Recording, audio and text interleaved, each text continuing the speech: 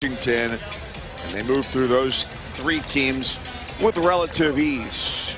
Year number 4 for the 42-year-old Chris Collins from Northbrook, Illinois, all of 14 miles from campus now.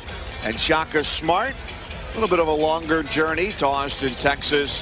Spent 6 years as the head coach of VCU, 5 NCAA tournaments, and now trying to bring that same level of prestige to the Texas basketball program.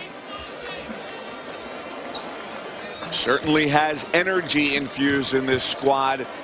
They took the court this afternoon for their shoot-around. Everybody's chirping. Everybody's talking. Longhorns jumping up with Jared Allen, the freshman at the center circle. Derek Pardon, the sophomore for Northwestern. That will be a very intriguing matchup for this game, to watch those two go head-to-head. And Northwestern opens man-to-man. And it's Roach who's got it. Allen immediately eyes up Sanjay Lumpkin, who defends him on this first possession.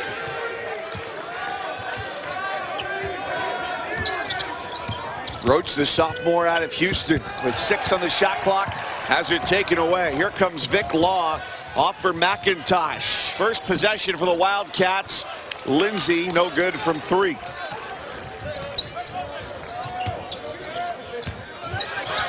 Pass was behind Allen, who is trailing.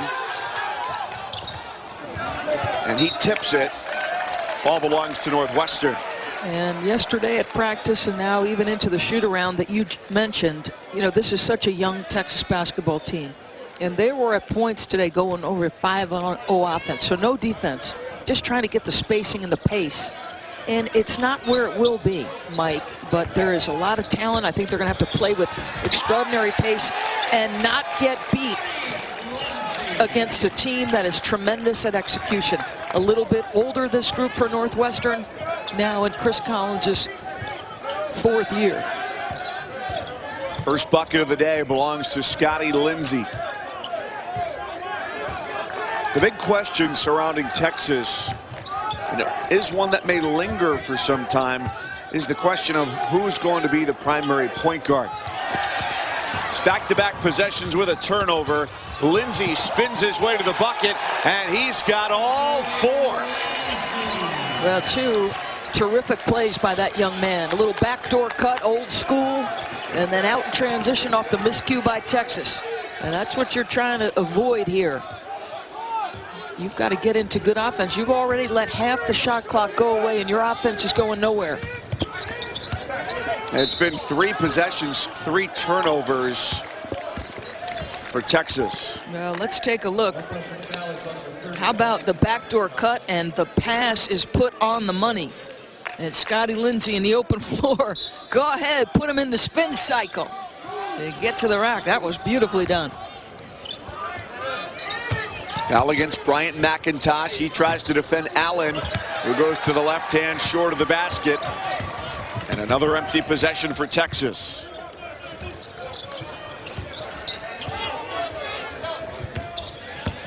Law has his way with Roach on the defensive end and ends up getting bumped by Shaquille Clare, the big man, redshirt senior from the Bahamas.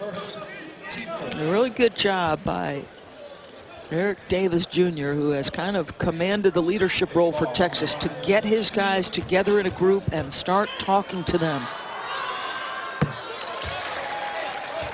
Law is making his return to the court this year, a redshirt sophomore who's led his team in scoring all 3 games so far this year. And last year, a torn labrum in his left shoulder. So much excitement for him. Former number 66 player in the ESPN 100, got hurt right before the season opener last year. Chris Collins believes that his 100% health can help this team go a long way this year, find success in the Big Ten.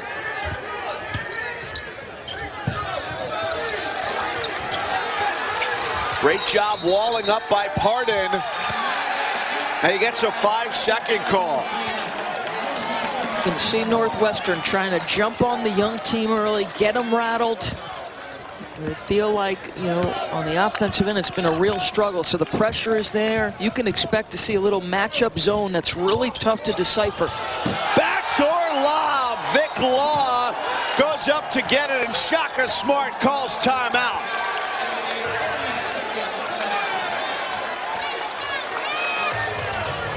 You can see Chris Collins trying to get his guys in the huddle. They are awfully excited about their start. They have jumped all over a young, talented group of Horns. How about the backdoor cut? So right away, you've seen twice in the first several minutes, backdoor cuts taking advantage of a young defensive team. We can talk about young on the offensive end. Guess what's hard to guard? You've got no defensive help there from one of the oldest guys on your roster, Shaq Claire. He doesn't do a good job. No ball pressure to prohibit the first pass. Look at this, hands down by Allen.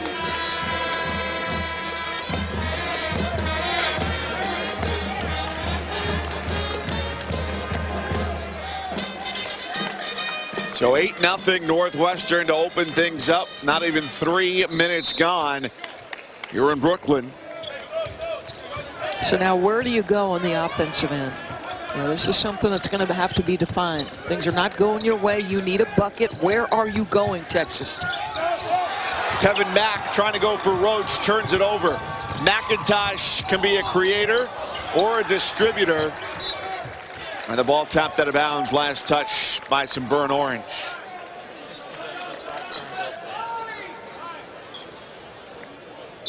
But generating a quality shot before you turn it over has been at issue for Texas.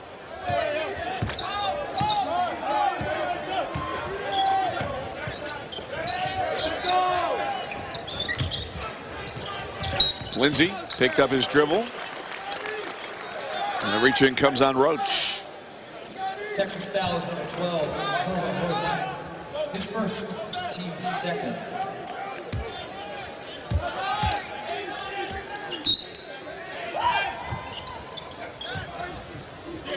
Law on the inbounds for McIntosh.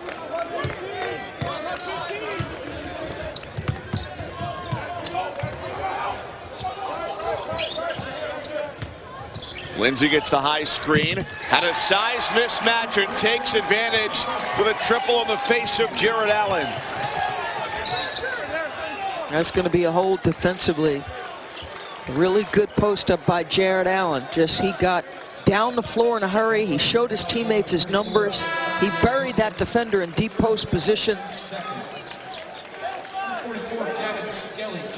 And a lot of people are curious to see, Doris, myself included, how well the Longhorns, without a true point guard, are able to find Jared Allen inside and just let him go to work.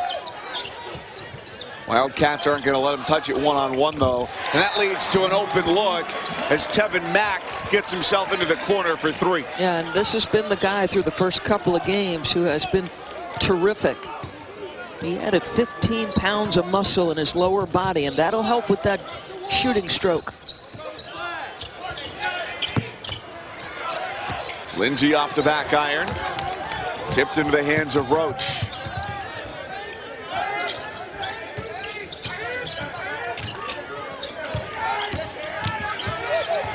Allen put it on the floor a little bit too far away from the basket. McIntosh perfectly content to try and drive to the basket if he's got it. Instead, the Wildcats get into their offense. He got a big guard and a small, but McIntosh instead travels. The back foot drags. It's the only thing that's been dragging for Northwestern. They're running, they're scoring, they're going back. Because you think about that Butler game for Chris Collins. Butler is a program that had established its reputation, certainly had established a culture of winning. They expected to win. Northwestern's got to cross that barrier, Mike. And that leaves a lot of things open for a coach as to how do you get your team thinking about, well, we'd like to win versus we expect to win. Law, the foul. And John Beilein, who is one of the respected men in college basketball and also happens to be one of the nicest and kindest. I'm very partial to John Beilein, but he told me, if you think about some of the reclamation projects he had, he took over West Virginia, did a tremendous job there. now at Michigan. And I had him in New York City at a tournament at Michigan, and he upset UCLA when they were #1 in the country. And one of the things he told me is that kind of win, when you're trying to build a program, is critical, because it validates the things that you're saying in practice every day. It gives your guys, you know, the belief that what we're doing is right, that we're on the right path. And I think if you're Doug, our producer Bart Fox said this, I'd like to get a blood pressure check and a heart rate check on Doug Collins through a 40-minute game. Great finish, Derek Pardon. So thus far, Northwestern's been the execution team. By the way, the heart rate monitor, you know the training staffs have them here. Every team is wearing them underneath the practice jerseys these days. All that data is getting fed back to the coaches. And with a number of games that Doug has coached, the face really belies what's going on in the mind. He just got inducted into the College Basketball Hall of Fame, and Chris went and was able to be a part of that after that Butler game. Induction ceremony took place on Friday night in Kansas City. Congratulations to our colleague, Doug Collins. This is one of the best to ever do it as a basketball analyst. For an outstanding career that started at Illinois State University and expanded upward and upward exponentially from there. I just wouldn't want to be his stomach right now. Also checking in for Texas, number 32, Shaquille Claire. Northwestern up 13-4. You're in the early going. If you're Texas, you're going to have to start stringing together some stops. And look at what you do. You change your defense. You're going to put all of that length and size and Allen at the top of this zone. And a turnover right away by Northwestern. So the change in defenses pays dividends, and the pain and agony of Doug Collins evident.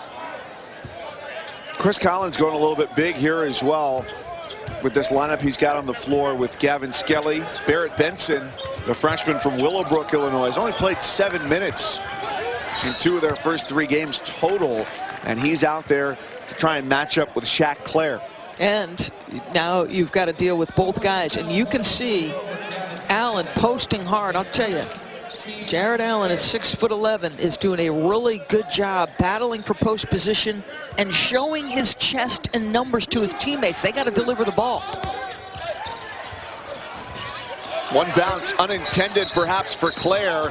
Fight for the basket. A jump ball belongs to the Wildcats. Collins said they're going to have to go a little bit deeper on the bench. We look around at this Northwestern roster and you say, Benson might be a guy who, when he's a rotation player, maybe it's in February, maybe it's next year, is a true 5. But among their regular players, they don't have a guy you'd call a center yet. Benson left block. Boy, he's young, but he can score from right there. Yeah, just a really terrific read by McIntosh, too.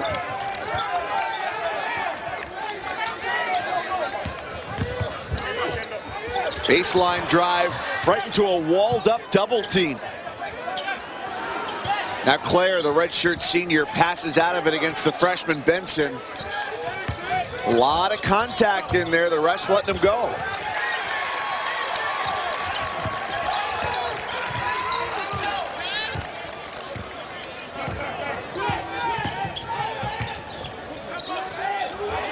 McIntosh says, hey, I'm open. Had a mismatch there with Claire. And Jones brings it down the floor. Mack has already hit from that corner. Short. And draws his way to the free throw line. Well, McIntosh hesitated on that 3. He had a big check in him. I was a little bit surprised. He goes right by the top of that zone, hangs in the air long enough, and then delivers it at the perfect time.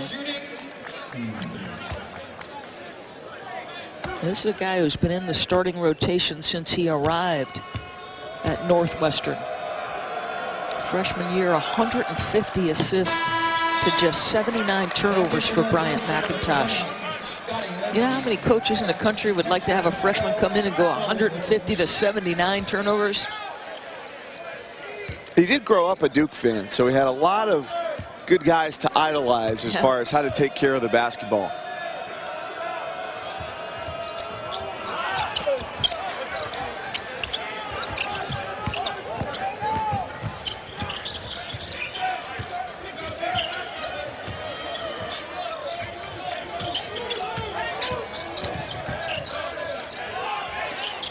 To the perimeter, it's the freshman Isaiah Brown with his first try of the night.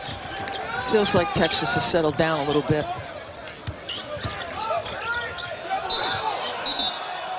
And a traveling call.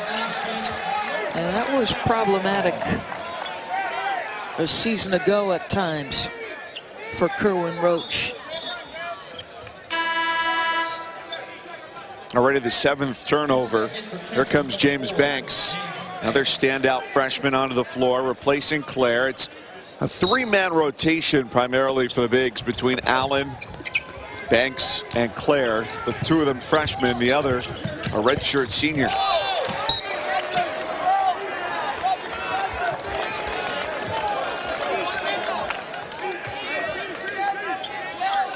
I can still shoot it. I mean, Ball coming over our way. In my direction. You were ready.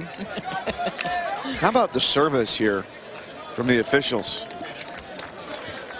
Get a skirting back up on the table. You know, I used to work in catering, and this was part of what you had to do before the party got there. The clips just go right on the side of the table, and the ones that don't, you just tuck them under the other ones and hope your boss doesn't look at it. You're an impressive young talent. Wow, they're going to get an offensive foul. Skelly all fired up. He had been working so hard on positioning. Remember, the offense is no more entitled to displace than the defense.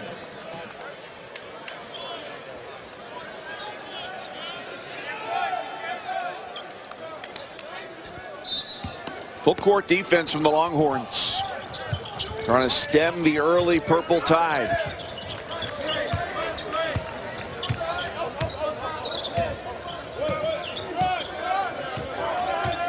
McIntosh guarded by Jones. Easy penetration into the lane. Lindsay too short.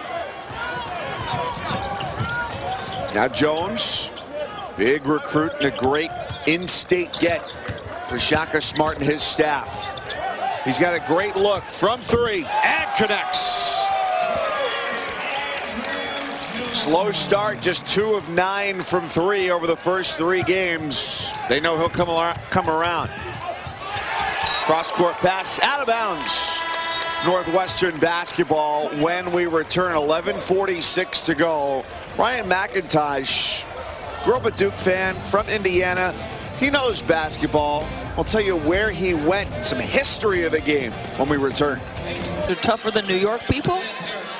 They playing ball on the outside in Chicago. I used to shovel the courts off. Did you? No. No. Okay. And another turnover there by Northwestern. That is their 4th. And Chris Collins looking at this guy saying, settle down. It's a one thing, and that one doesn't hurt you necessarily because it's not an open floor live ball. But obviously, you know, you don't want to give this young team confidence.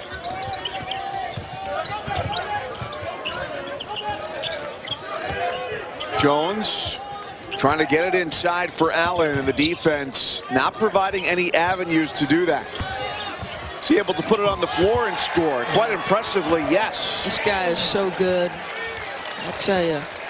ISO him at the elbow, let him play one-on-one, efficient use of the dribble, and then put him at the top of the press. Taken away, Roach with contact. And the bucket. The Longhorns can feel it. They're right back in it.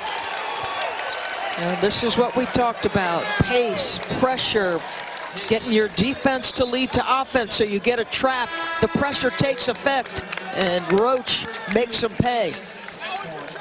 And then look at this drive. Lift them with the shot. They put one dribble, and good luck checking that. Good night. Foul number 2 on Vic Law for Northwestern. So he's got to take a seat. It's McIntosh as Nate Taphorn checks into the game for the first time, along with Lindsay, Lumpkin, and Pardon. You feel all the speed and the ability to close from Texas. Wow.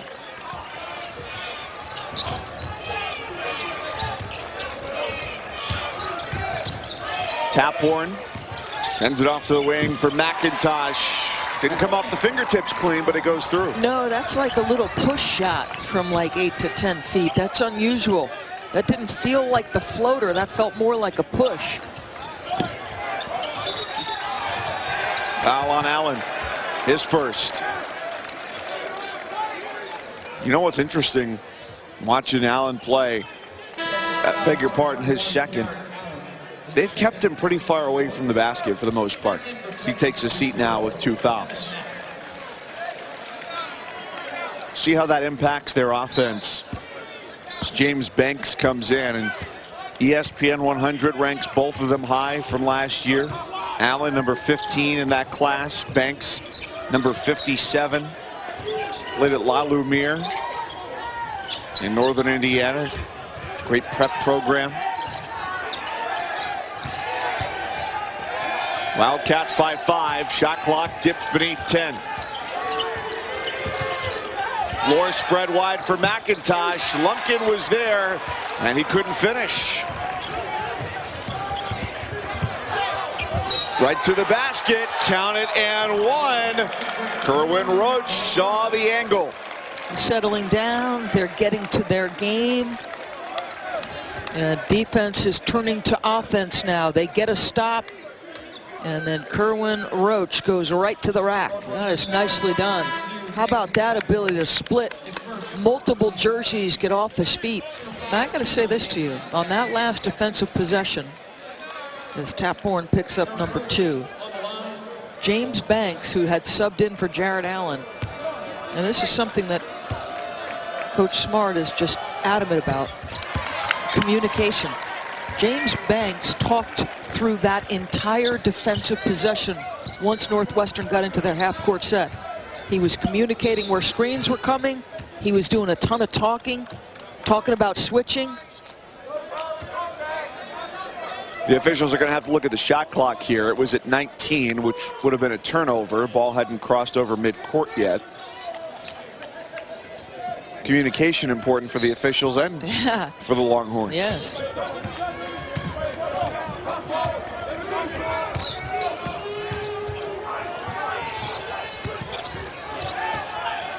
McIntosh pulls up for 3. Wow. Nails it. I tell you, that is with James Banks in his grill, and that was very Rucker Parkish. Yeah, you got the confidence, you got the ability, take that shot.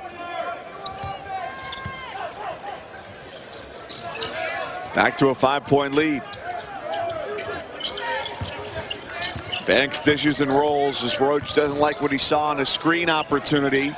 And a 3-point answer comes from Eric Davis. Longhorns are getting hot. The first 3 minutes, 50 seconds, scoreless. And since then, all 18. No Vic Law on the floor. McIntosh has been the primary driver, but he needs some secondary help. Lindsey rejected by Banks, and now an opportunity to tie or take the lead for the Longhorns. Right side drive, Eric Davis ties it up.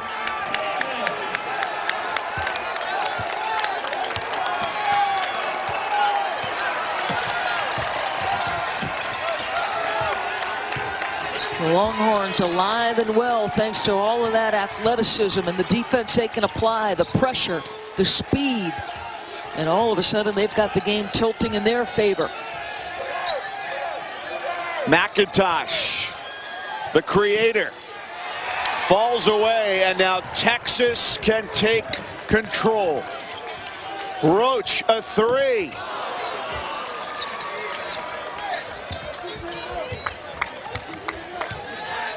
That was an interesting spot there the last time down the floor that Chris Collins, as we saw in game 1, nobody called the timeout in the first half.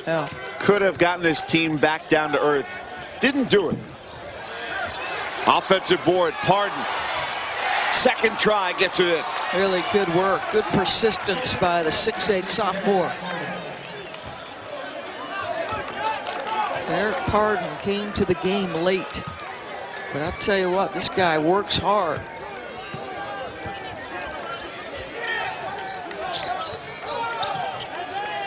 Right into a 3 off the pass from Banks. Tevin Mack and Kerwin Roach have been critical. They were both suspended for the season opener for a violation of team rules. They're back. Their presence is felt.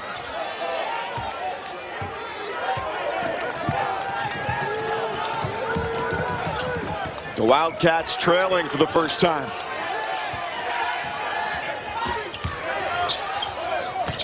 Taphorn makes the extra pass. Scotty Lindsey. You did everything right on that possession. Ball entered the post. You made the one extra pass, got the open look, just can't make it. And you got 3 more Longhorns getting set to check in, and 2 on the Wildcat side. Davis. That's a tough possession, boy. You're dancing away the clock. He's 4 of 20 from 3 this year. Texas has gotten this game turned around on the strength of their defense. Look at that close by Banks. He thought there was going to be an exchange there. Texas up by 1, the first lead of the day for the Longhorns. They were down early, didn't look great, but their defensive effort has helped turn things around. Jared Allen went out. James Banks came in and started talking right away. He's not just concerned about his man. Look at that little deny. Then he's going to make a little communication right here with Eric Davis. Stems that little pick and roll. Points Kerwin Roach out to the perimeter and then goes ahead and finds a body and forces the miss. I mean, that's a complete possession from a freshman who's 6'10", and for a guy like Shaka who values communication, that is one you use in a film session where you watch that whole possession. James Banks was active, he was communicative, he helped his teammates, he wasn't only concerned about his guy. That was beautiful.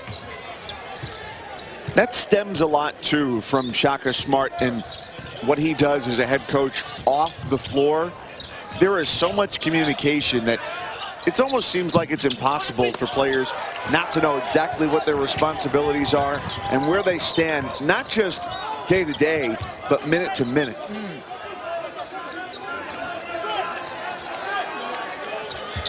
Look at Jones directing traffic.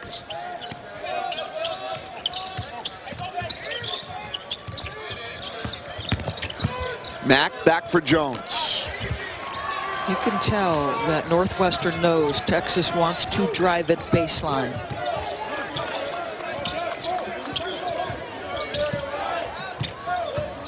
And just watch as Shaka Smart is continually talking along the sidelines as well, working his players through the defensive possession as they come up nicely once again. Now, you were talking about it at shoot-around this morning and yesterday at practice, obviously a much longer stretch of time. The activity, the enthusiasm, the teaching that went on.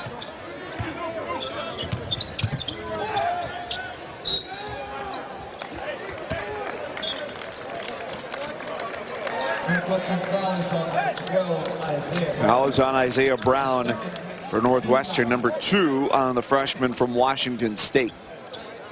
Now they have very high hopes for.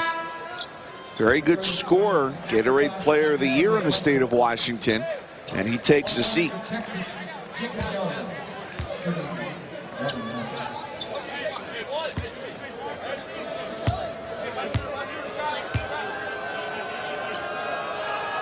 Jacob Young, another freshman, who they hope can make a big impact. Dad played at Houston. His brother Joe now in year number 2 with the Pacers. Boy, drastically different level of activity from Shaka when the ball comes down this end and they're on defense. Skelly with the missed shot. Davis looking for a transition opportunity. They've got Claire in the post and Pardon is trapped behind him. Now a fight for it. It's Taphorn gets back and guards Young. Refs have let a lot go there between Pardon and Claire. 6 on the shot clock. Davis from 15 feet just trying to step around Lindsey and couldn't do it. See, when they're playing off their defense and things are just moving in transition and happening quickly, Texas is much better. I talked about it. They're just not a great execution team. They'll be much better a month from now. McIntosh helps end a long drought for Northwestern as the Wildcats retake the lead.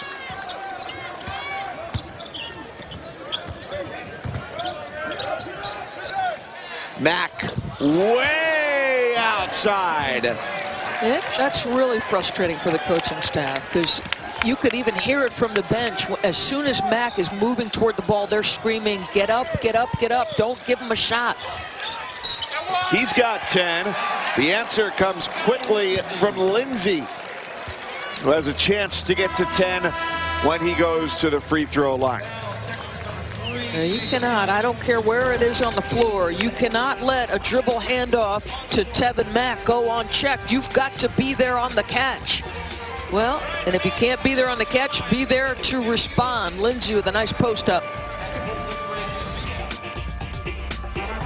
What's it like to be in good hands? Man, He means it as in red, yellow, green. I want you to go.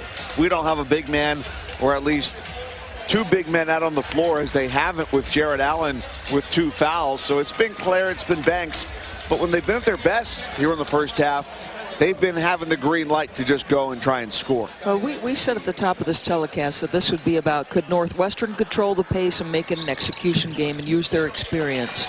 Or would Texas and all the length, athleticism, the defensive pressure they can apply, the way they can close, can they play that game? And it's really been a stretch where Northwestern was the execution team early, and then all of a sudden Texas's defense started to turn them over. Couple of open looks in the lane, and it's basket interference called against Kerwin Roach. Boy, he's tough to contain, though. When he decides to use that bounce to get to the rack, he can usually get where he wants to go.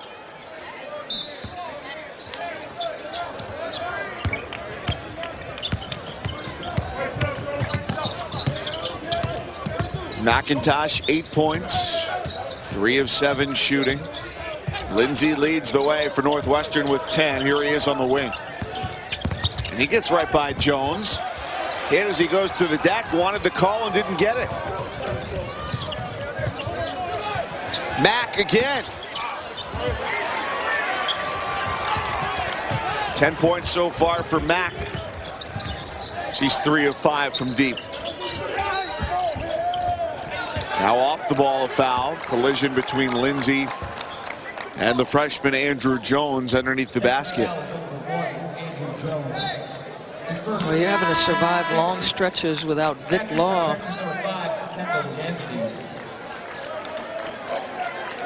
Just 8 minutes in the ball game.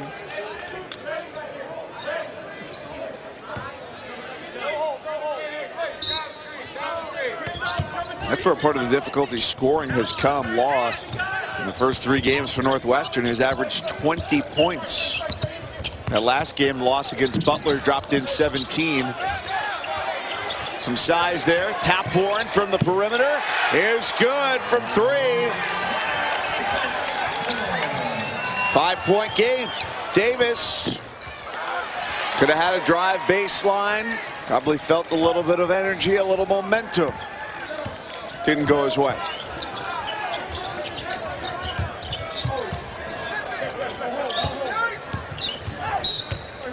Yeah, they're going to get a little switch. Roach is going to try to deal with Pardon, and he does a good job drawing that foul. If you were to count, would 4 or 5 be an accurate number of times where we've seen Shaq Claire, the big man for Texas, guarding somebody on the perimeter for Northwestern? Well, they'll make a lot of switches, Texas. And you think about Claire, if he hadn't dropped 30 pounds between the spring and the fall, it would have been much more difficult. Look at his ability to move and get that basketball off the rim there.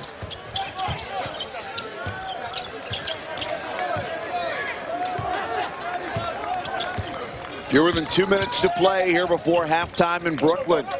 Winner of this game takes the floor tomorrow against Notre Dame, which had an opening win against Colorado. 8 seconds on the shot clock. Pardon turns it away. It looked like Taphorn touched it. He's arguing Jones was the last to touch it. Well, the baseline official actually had one way, and Brian O'Connell the other.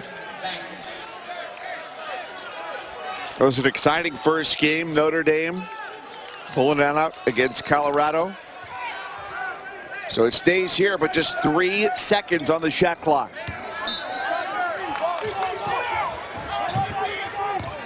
In for Claire. way outside. Davis, shot clock violation. Northwestern basketball.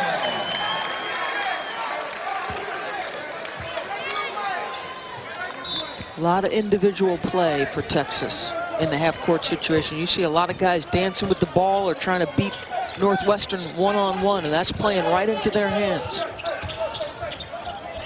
Off the screen.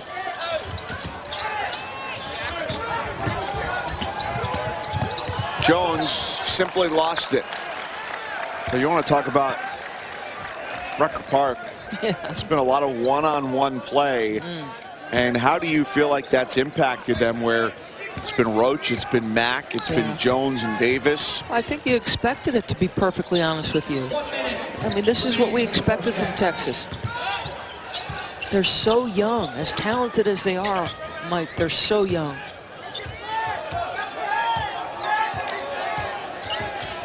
McIntosh, meanwhile, has been the steady hand and yet hasn't driven with the mismatch of Claire out there. More often than not, has opted for the jumper. Jones steps into one. 5-second difference for the Wildcats. They're between the game clock and the shot clock. And Chris Collins calls a timeout to diagram perhaps one final possession here before the break. I feel like Skelly has given him good minutes. You know, there's been some, takes the point guard position, shows him what to do, and then lets Roach step into the play. And this is what I'm talking about. I mean, they're talented. There's no question about that. And I want you to think about something a year ago and the step that guys like Cam Ridley, before he was hurt, Prince eBay. This guy's a good player development coach. These kids are going to get better. Just got to be patient with them early.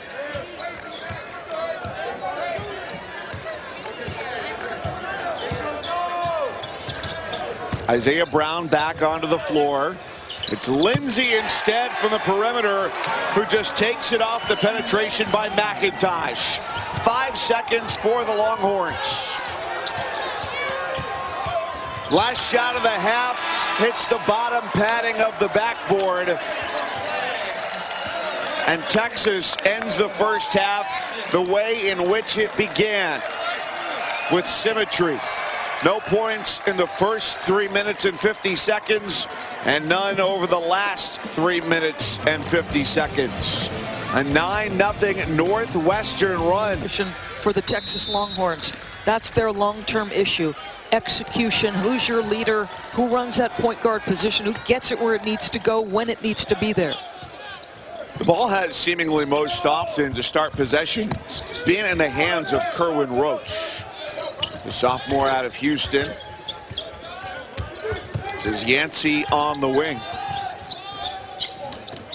Yancey 11 minutes in the first half,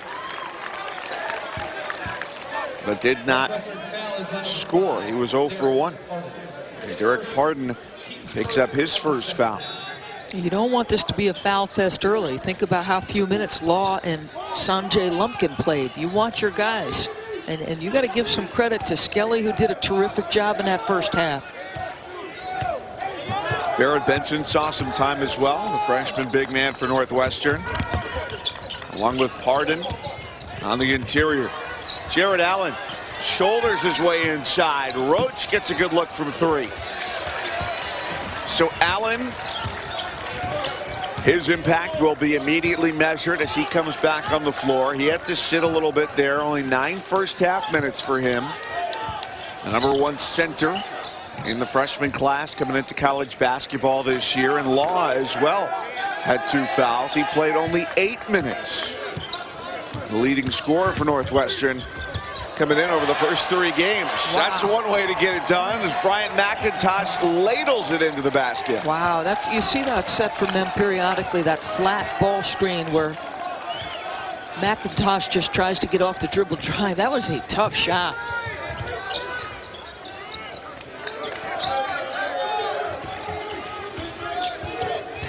I've got the big men, Allen and Claire, on the floor. See if they find them. Davis, 5 seconds. Allen's got his man on his back. Does he know the shot clock? Running hook, no. It was a good looking move, a little bit too late. Well, Another case where you make them play a half-court execution game. There's the flat ball screen at the top. The switch comes, and he just keeps it in the right hand, uses his body and the left arm to make sure nobody can come across his body. Dangerous pass underneath the basket.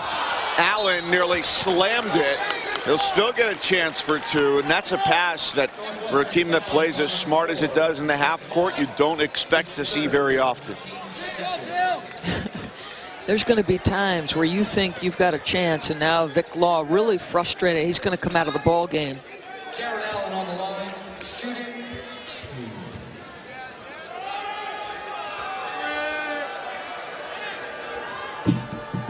Real visible frustration from Vic Law. Taphorn's got to come back in.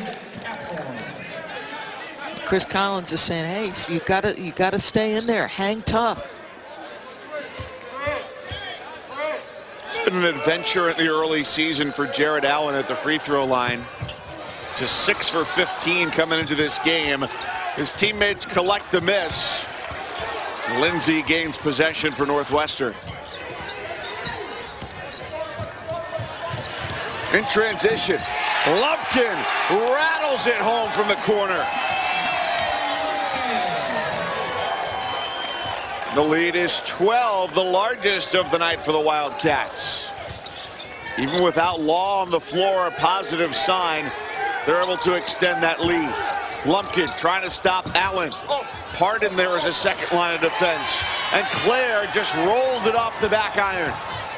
Lumpkin runs the floor against Allen, and he's got it 5 straight for Sanjay Lumpkin.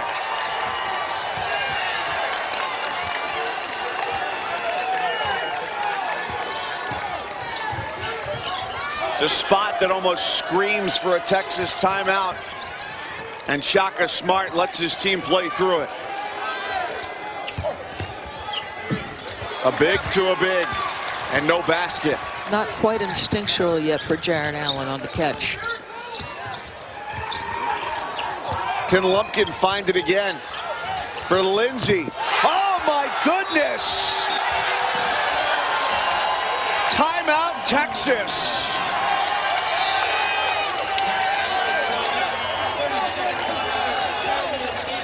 This all started when Lumpkin ran the floor, got himself to the deep corner, the push ahead. And I just want you to watch.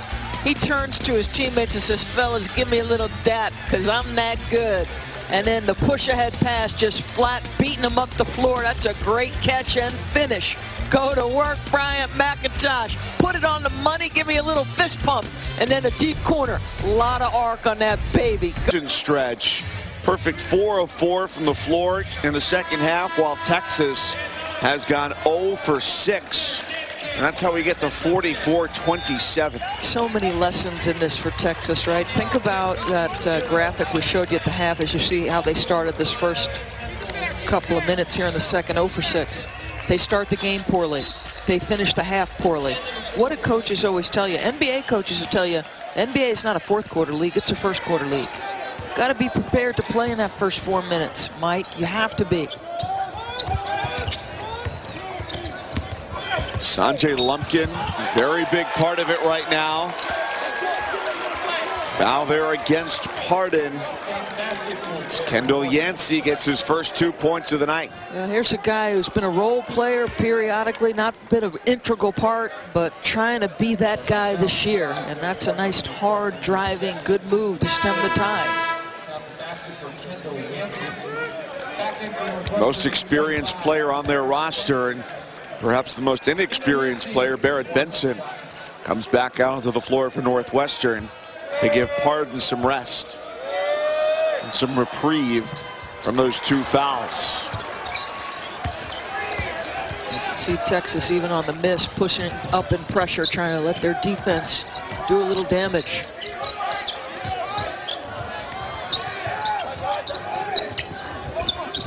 And now there's really no true post scorer out there for Northwestern with Pardon off the floor. They've got a couple of bigs in Lumpkin and Taphorn.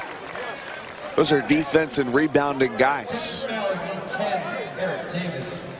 His first And how long do you play without Vic Law? It'd be an interesting thing to see when Chris decides to put him back in.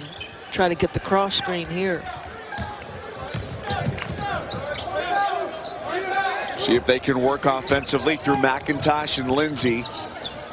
Lindsay, number 20 in white, already with a game-high 16.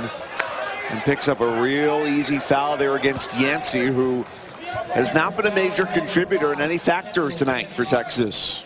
Whistle getting a little tighter here in the second half, perhaps?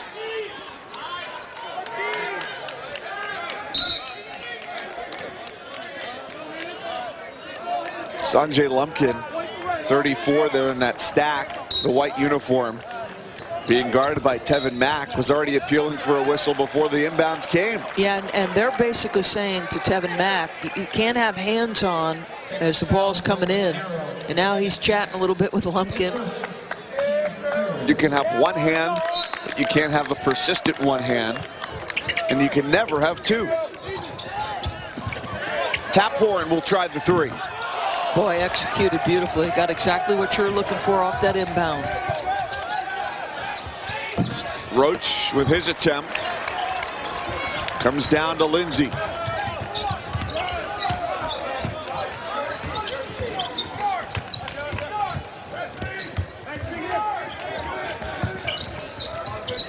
McIntosh off the long curl, airballs it.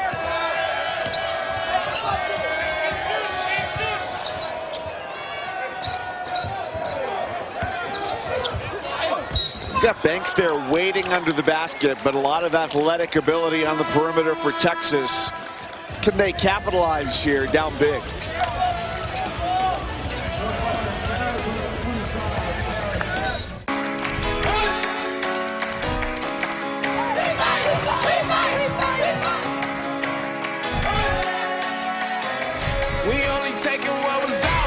Texas is 3-0. Northwestern is 2-1.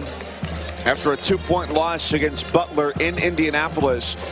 And it's also a team that lost Trey Demps. Played more minutes than anybody else in the Big Ten last year. They lost Alex Ola, so they lost a guy who could create his own shot. Another one who you could feed it into the post. Pretty reliable, good defender. And yet they've looked like a very cohesive unit here. Was a foul before the break against Northwestern. Kerwin Roach at the free throw line for Texas.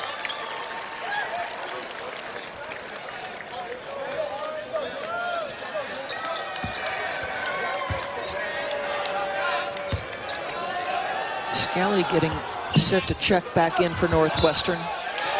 Wow, they're going to say that one off of Northwestern. And a little communication. I thought that was the right call to change it.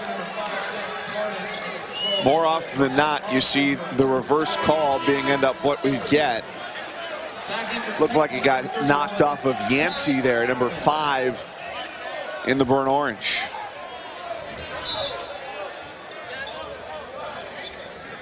So Yancey takes his seat.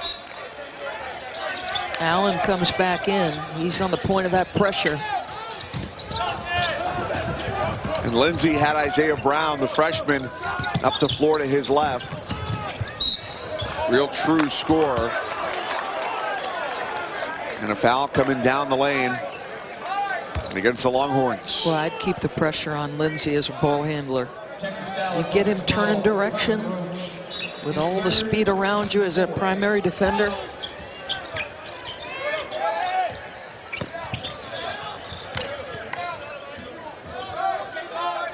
Here's Brown, Gatorade Player of the Year, scored 34 points a game.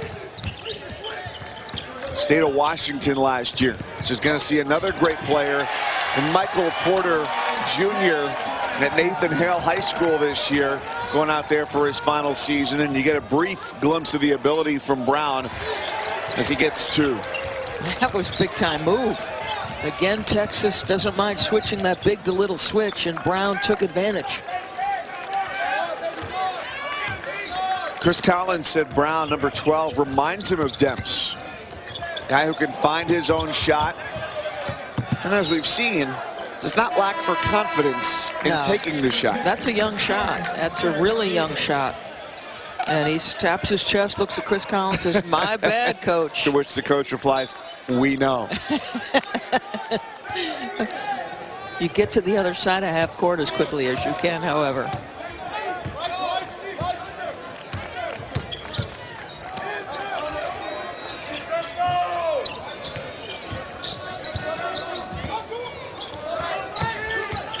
It's Allen once again starting his drive outside the lane and shows a nice finish with the left hand. Now, folks, you better look out. The more repetition this guy gets, look out.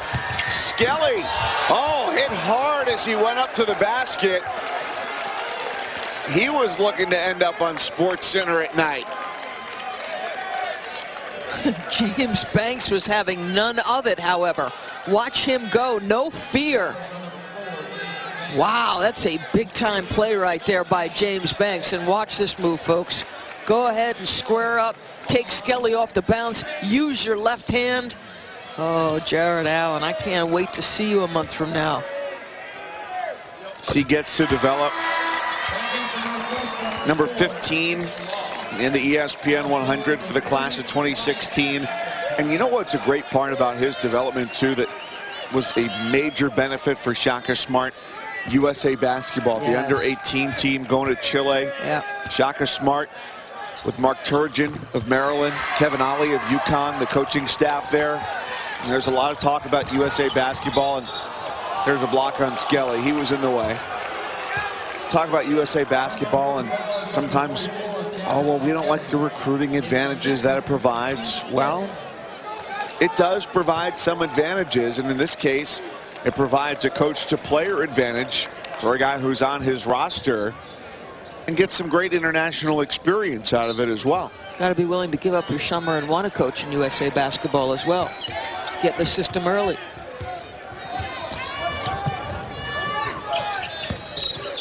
There's going to be a hands-on. Skelly just gets his hands on in the post, gets called for the foul, and Doug Collins still dying with every possession. This game can't end fast enough for his physical and mental well-being.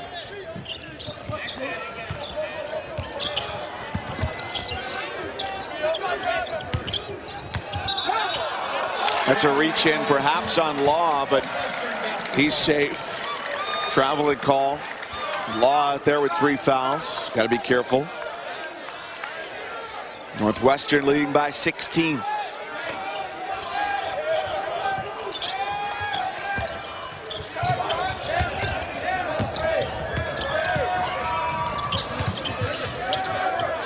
Quickly down the floor. Good trio there between McIntosh, Law, and Brown.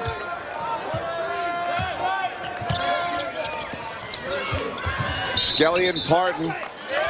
And the foul is on Law, so it doesn't come on the defensive end. Instead, foul number 4 on number 4 comes in trying to get post position.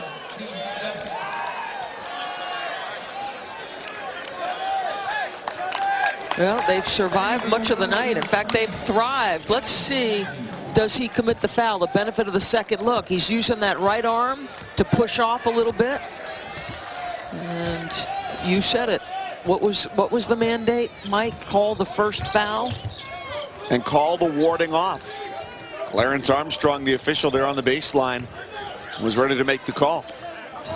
And that's the directive for the officials. You know, I think a lot of people will watch the game and they'll say, I don't see a foul there. That's number 4 on Skelly. Well, this is this is problematic. Those are starting to add up in there. Now you're coming back with Lumpkin. Skelly out, Lumpkin in. They're not in trouble yet. They've still got Pardon.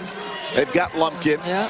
And they've got a safety valve in Barrett Benson. Not a guy they want to have with a lot of time on the floor, being as raw as he is. But free throws have not been good today for Texas. The Longhorns are 5 of 15, even as they go into the bonus here at the 13-minute mark. And Allen can't let this become a problem for him mentally. I think the form is there for him from the free throw line. Does it worry you that he pauses as he gets ready to go take his shot? Yeah. You don't love it. That's a great drive by Jones. Life in the legs of Texas. Coming with that pressure off the make. Brown floats it in the lane, and Pardon whips it back out for McIntosh, who's got to save it. You can see Chris Collins. Please get the ball to Bryant McIntosh. Please. He's got his dad, Doug, getting a few extra gray hairs up in the stands and maybe adding more at a faster rate along the sidelines. McIntosh slices inside. Big time play. Really big time play.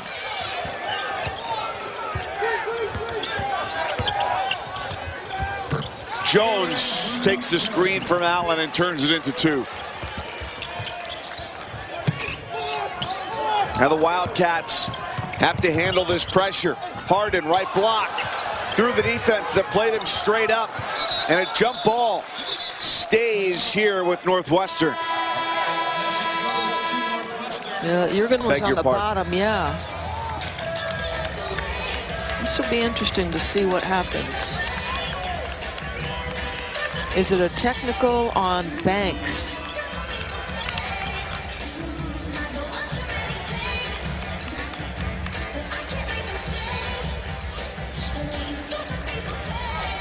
So as the coaches and players await the explanation, so do we. But if there was a foul, as we said, it will be a dead ball technical, 2 free throws, and possession at midcourt. Yeah.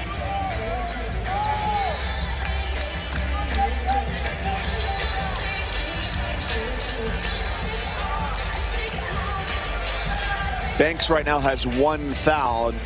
We're going to get an explanation.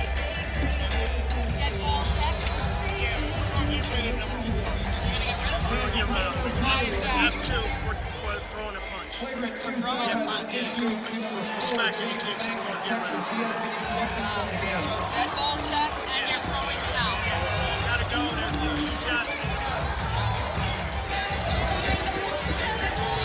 Well, it went even further than we thought it might after the officials took a look at it and we got the explanation. We've got not just a foul, but an ejection, Doris. Dead ball, technical, and they feel like the action they have determined to be throwing a punch is the verbiage that was given to us by the officials. So he said, we feel like we've got to get rid of him. So Banks will head back to the Texas locker room. And by definition, a flagrant 2 is a foul that is not only excessive, but also severe or extreme. And that's where that rises to.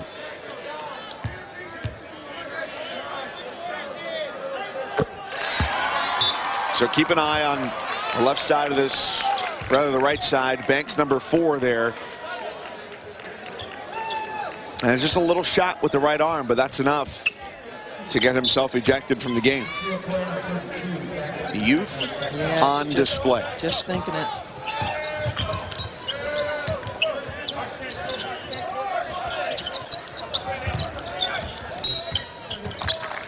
And that can be big because what did we look at earlier? As we highlighted some of the Texas defense, and it started with James Banks.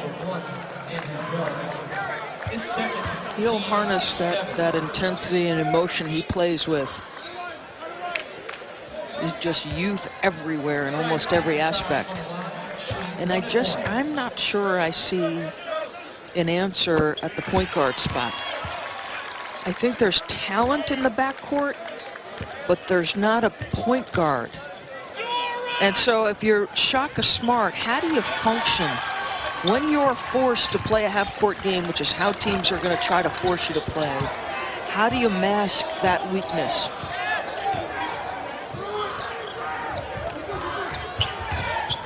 If you were to even try and establish a hierarchy between Roach or Jones or Davis, does anybody stand out there? Well, Roach's ability to get off the dribble drive, but his decision-making isn't where you need it to be. And, you know, he had an up-and-down season a year ago as it relates to turnovers.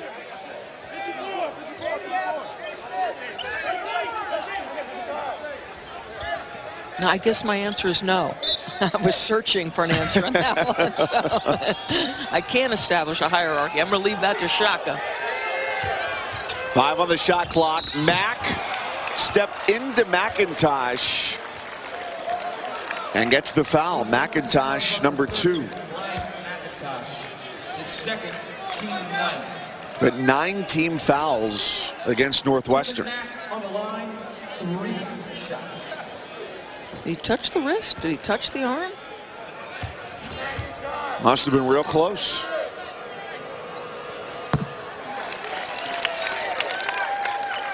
This is where the game can change for Texas. 6 for 17 at the line. They're 1 foul away from the double bonus and can make up a good portion of this deficit there with the clock stopped. They're able to continually get to the line. The other thing made free throws does is it gives you a chance to set your pressure up, right? Where the one area you've been effective at. They've gone right here to this middle part of the floor. It's thrown back in by Mack. He's got it on the block, and he gets fouled. Double bonus the rest of the way as Lumpkin was underneath the basket and couldn't find a spot to get it in. And they've tried to space the floor and actually use the area right underneath the basket as their release point.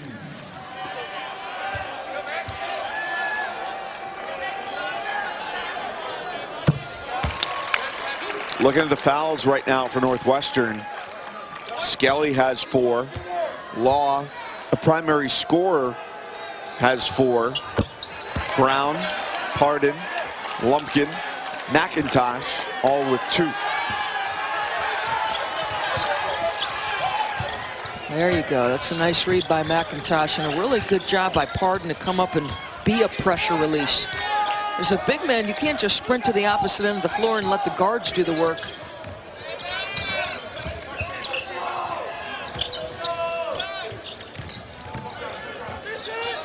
McIntosh saw Allen waiting on the baseline. Now he's got the big freshman guarding him and goes right by him. Pardon with the tip in because Allen was outside the lane.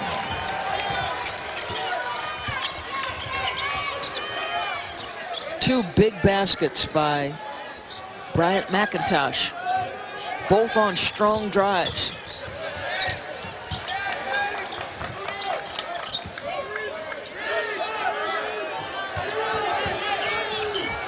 Allen outside the lane, tried to throw it through 4 arms and couldn't do it. Long feet ahead for Lindsay, unnecessary instead of just slowing it down. Yeah, because Chris Collins, very emotional, trying to say, all right, keep your head in it, but he's got to stop making that mistake. He's pushed the pace a couple of times, making young mistakes himself. In an ideal world, they'd have Law on the floor instead of Brown. Law has 4 fouls. The lead for Northwestern midway through the second half, still at 16.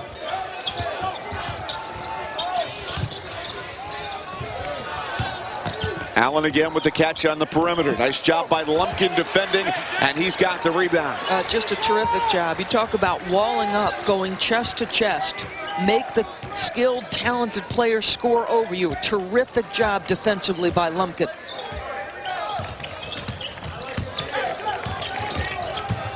Now McIntosh turns to drive from the corner. Brown, he's got it right in front of the bench. 3-pointer.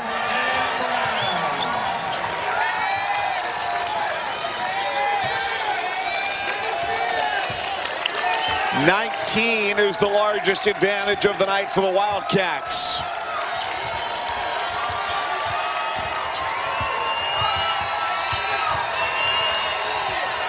Oh, Pardon turns him away. 5 to shoot. Mack, air ball.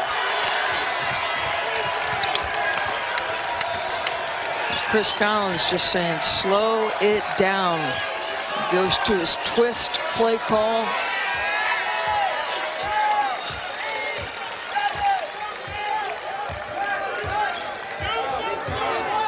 And the New York contingent of the Northwestern Alumni Club loves it. A lot of contact there. Clean play for Roach. Jones going up with it for Brown. Well, you love this passing right here for Northwestern. Just one extra pass. Second time they've been in a corner and almost had to put unnecessary arc on the show. And Vic Law, go ahead and celebrate your teammates because they're doing a heck of a job without you right now. And then how about that block? How about this? You watch volleyball? Yeah. He roofs it. That's a spike.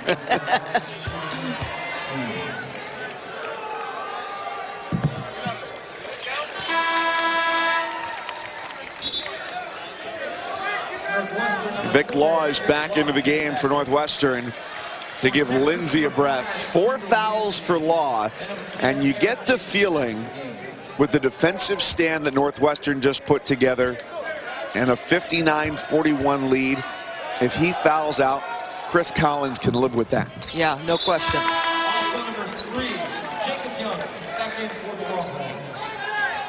Starting to do a better job with these free throws, Texas.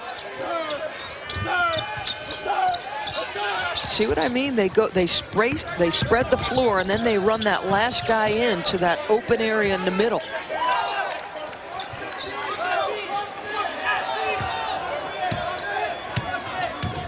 It's McIntosh, Law, Brown, Harden, and Lumpkin on the floor for Northwestern. Brown can read that all day.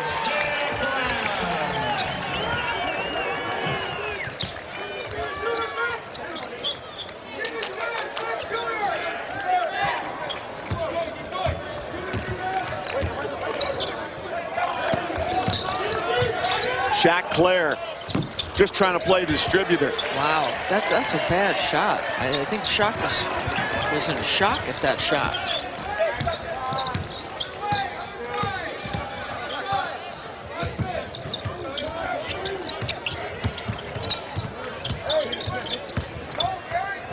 Brown, after they were going dribble handoff at the top of the key, decided to end the possession a little bit early. See, that's Brown making another tough decision, right? He doesn't turn it over in that instance, but that bad shot might as well, it could have been a turnover. Hey, this is good minutes for experience for Isaiah Brown, and he's made some terrific plays, and you love his potential. But he's going to give Chris Collins some gray hair. He's made some plays that will end up on both ends of the film review. Derek Pardon hit on the way up. The sophomore from Cleveland at the stripe. Northwestern comfortably in front over Texas. Collins is hoping for now in year 4 is to model his team after programs like Notre Dame, Wisconsin, Virginia. These are his guys now, and he wants to build them. They're not going to be a one-and-done type of program, but have guys who are 3- and 4-year players and win because they know what the system is and know what their role is. Yeah, it's funny because Mike Bray always used to talk about that. He goes, my formula is I win old. And that's how I have to do it. You know, we're not turning guys over. And so you build some collective toughness, some collective experience. That's not to say that Mike Bray also didn't want to get into the fray on the one-and-done game, because he went after Thonmaker. Yeah. Was very heavily involved with that, and it did yield them a player, Nikola Jogo, who's redshirting this year. And keep in mind, they're starting to put guys into the NBA. You know, Pat Connaughton, Mr. Grant. But you think about this one-and-done era, how many guys have won a championship with one-and-done? It's Kentucky and John, and Duke and Mike. That's who's won it. Other than that, it's been some older teams. It was a funny comment to hear in a piece on ESPN.com within the last couple weeks of John Calipari making the comment, we got criticized a lot for it at Kentucky by playing one-and-done, double dribble called there against Kendall Yancey. But then once Duke started doing it, it became a little bit more okay, a little bit more normal. Yeah. And I was unaware until I heard Seth Greenberg say this in the early game. That's going to be a foul on Michael Young. Or, excuse me, Jacob Young. Texas foul is on number 3. That it wasn't until Jeff Capel went back to Duke as an assistant coach that he looked at Coach Krzyzewski, who had been coaching all these pros in the Olympics, and said, Coach, we can do this. We can take this model and win with it. And that's when things started to change for them.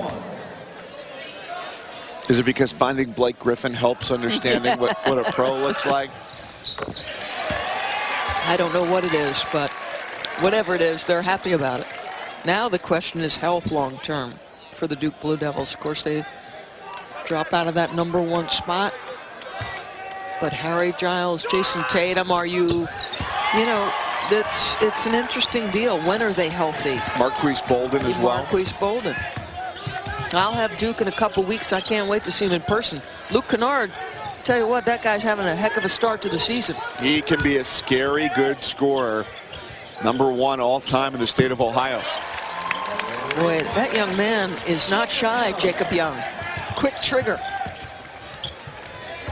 He started off slow. His first 3 games was just 2 of 12 from 3, and tonight 1 of 2. Those are his first 3 points of the game. Northwestern up 63-47. It's funny to hear coaches talk at this early point of the year and say, you know what, I think we're this, I think we're X, we might be Y. Harden on the weak side, grabs the rebound and makes it the strong side.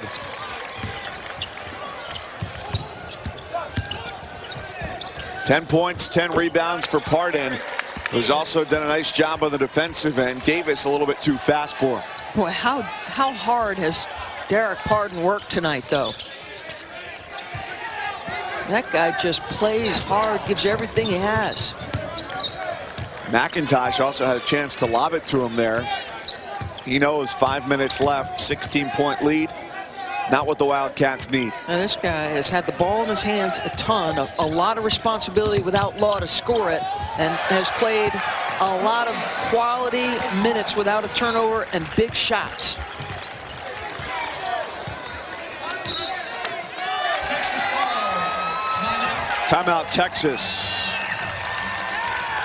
Second timeout.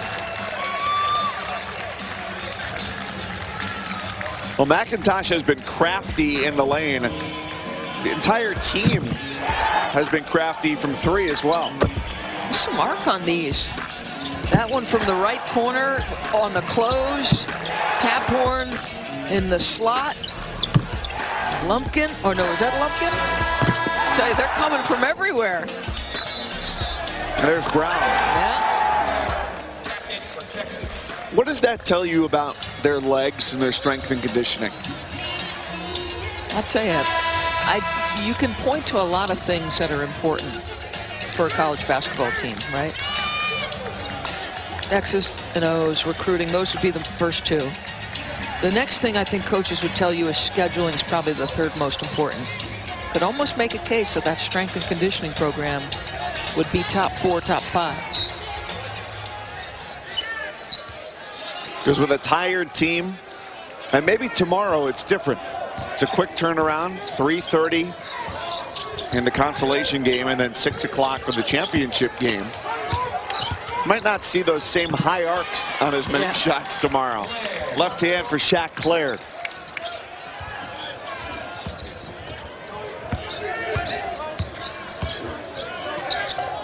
So benefit Northwestern. They win this game. They get the later tip-off. If Texas does fall, they'll square off with Colorado in the first of 2 back-to-back doubleheaders here at the home of the Brooklyn Nets. They'll face another experienced team in Colorado. Group with 4 fifth-year seniors on the roster for Tad Boyle. 3 seconds on the shot clock. McIntosh had to pull the trigger.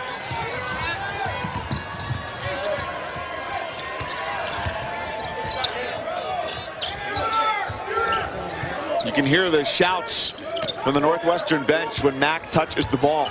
He's the shooter. On the right block.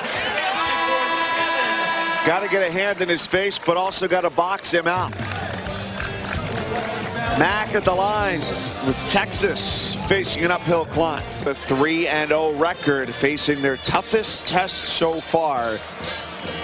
Shaka Smart in this group, without a true point guard, opened the year ranked number 21 in the preseason poll. New poll out today, number 22 in the country. And I think we decided on the way over here, can we wait till January to really put a lot of stock into the top 25? Yeah. What a job all night Northwestern has done on the glass. They don't have a ton of big size. Ooh, who's that off? It looked like it went back and forth about 4 times. Off of Texas.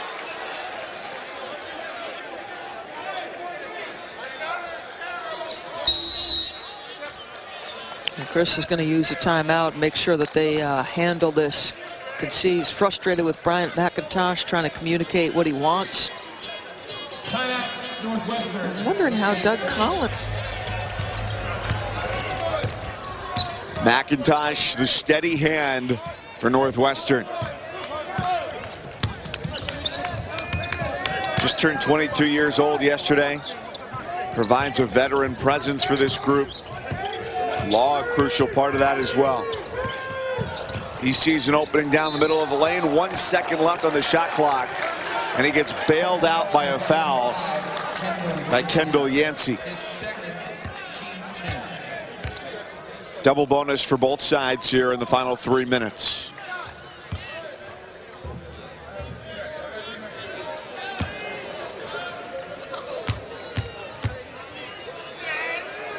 Law is going to be an important part of this team over the next several years. Class of 2014 coming out of high school. Ranked number 66 in the ESPN 100. First ESPN 100 recruit for Northwestern. And they're not necessarily going to build around top 100 players year in and year out, or one-and-done players, but program guys who will know and be able to execute the vision of Chris Collins. Guys who've been in tough situations together, who've come through those. Great pointer. Falls in. Kendall Yancey. 69-56. What will the press yield in the final 2.5 minutes for the Longhorns? Started out working great. The Wildcats, though, have started to figure it out. I tell you, they've used 2 areas. I've talked about the middle of the floor. The other spot is, if they have done a good job, Texas, with the middle, then Pardon has done a good job coming up to that hash mark area on the near side of the inbounder and done a good job relieving pressure. And he does it again right there. Brown had 2 on the shot clock and comes up big. 5 Wildcats quickly back on defense as well. Locking foul in the lane. And that's on Brown, his 4th. 6'2", 175 pounds. Looks like they were trying to foul Pardon, but look at the arc on this shot. Look at that. Bringing down rain, Isaiah. It's a thing of beauty. He averaged 34 points a game last year as a high school senior. And how about recruiting being about relationships, right? Isaiah Brown originally, though he's listed from Seattle, Washington, he's originally from Anchorage, Alaska. And if you remember, Chris Collins had a teammate by the name of Trajan Langdon, who also is from Anchorage, Alaska. And that's the first person who put Isaiah on his radar.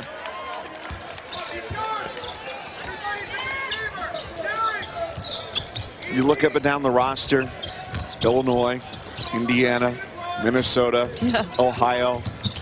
Washington State stands out a little bit. Well, this is a program that's been looking for a breakthrough win. Had it at Butler, except for a possession or 2 or 3. 5 to shoot. Brown to the corner. It's a hot spot for Northwestern. Vic Law gets it this time.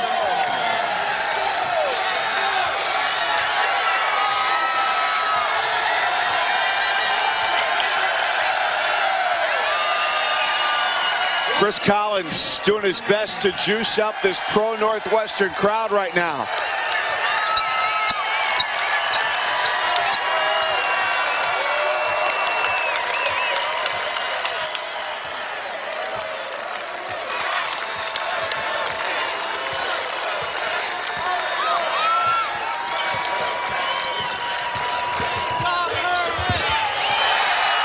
And there's the capper. It even gets a standing O from the coach in the last row of section 110. They can finally smile and relax, at least for less than 24 hours.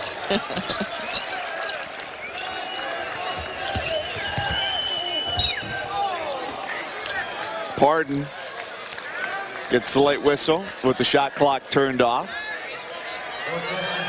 I asked Chris, is he aware at all of the torture his father seems to endure in the course of a game? He said no. He said, but inevitably I'm given all kinds of calls and texts like, I'm not sure your dad's going to make it.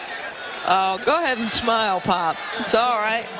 Look at him. That is just pure pride. That is beautiful right there. I have to say I am a personal friend of Doug, because I worked with him, so it's just nice to see him finally get a win in a tough environment against a high-caliber opponent. And believe me, this Texas team is going to be really good.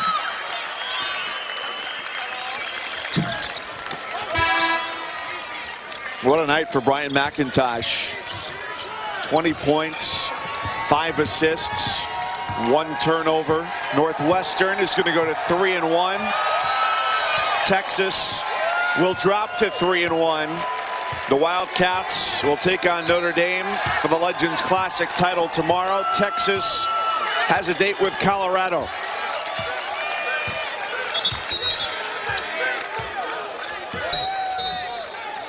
Well, I think they're going to get a couple technical fouls.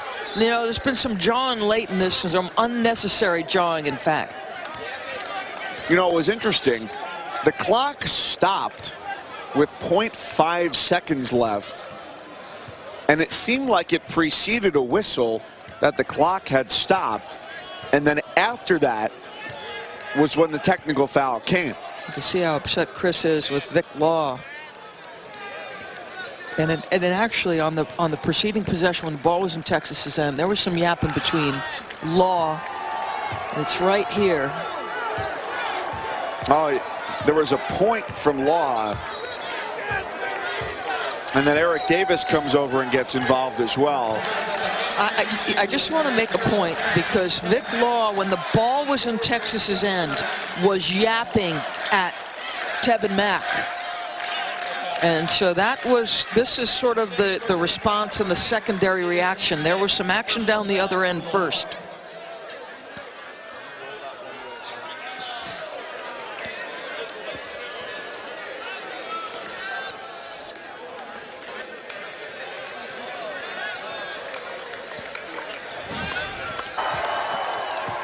So right above the clock right now is where you see number 4 in white. That's Vic Law for Northwestern. Gavin Skelly comes over, and then there's just that little tap on the chest there against Tevin Mack. And that's enough, certainly, to draw the foul against Law. And it looks like there's going to be one against Mack as well, both ways.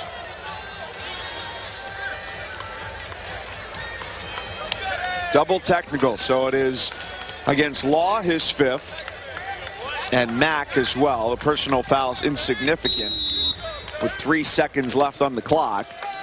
And now, Northwestern's got win number 3. So a lot to be positive about, a little bit negative there at the end. Right. Couldn't be all easy for Chris Collins. And again, they never are, as the coaches tell you. And the final is Northwestern 77, Texas 58 in the battle of the full court and the half court. Northwestern wins it by playing from half court in.